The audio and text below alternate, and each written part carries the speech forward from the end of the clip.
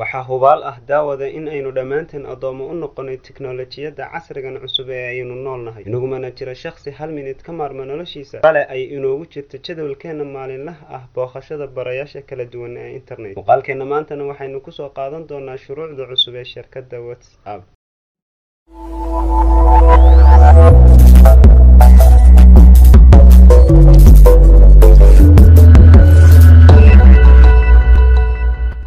تلقى مستخدمو تطبيق المحادثات واتساب المملوك من قبل شركة فيسبوك إشعارا أثار قلقا في منصات التواصل، إذ نبه المستخدمين إلى سياسات جديدة للخصوصية تتضمن مشاركة بعض البيانات مع تطبيق فيسبوك، وستستخدم البيانات الشخصية لتعزيز الدمج بين التطبيقات المملوكة من قبل فيسبوك لاقتراح المحتوى والإعلانات بالإضافة إلى تحسين الخدمات.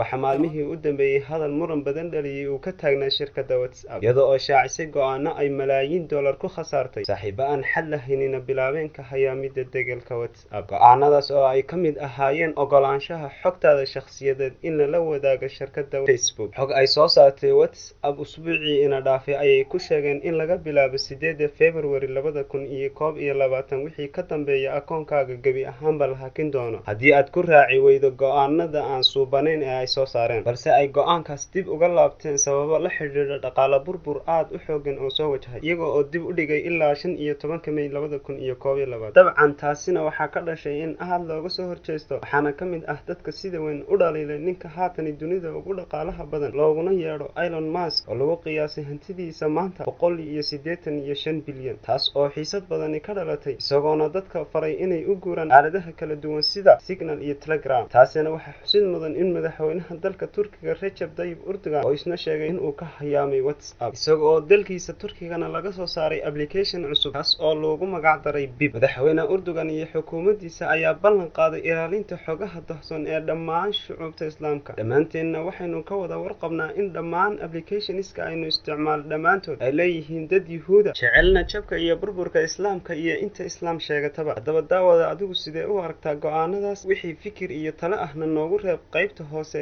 commentiska ama faallooyinka. fadlan haddii aad muuqaalkan ka cajabiyay like saar si uu dad badan u sii gaadho. sidoo kale haddii aad ka mid noqon asxaabta aynu bartan ku bahownay fadlan nagu soo biir oo subscribe saar channelskana furo si uu kuu soo gaadho muuqaal walba aanu soo gelino. intaynu muuqaalkan muuqaal la mid ah ku kulmino oo walaalkiin idinkaga tagaya. assalaamu calaykum waraxmatullaahi wabarakaatuh. fi amaanillah.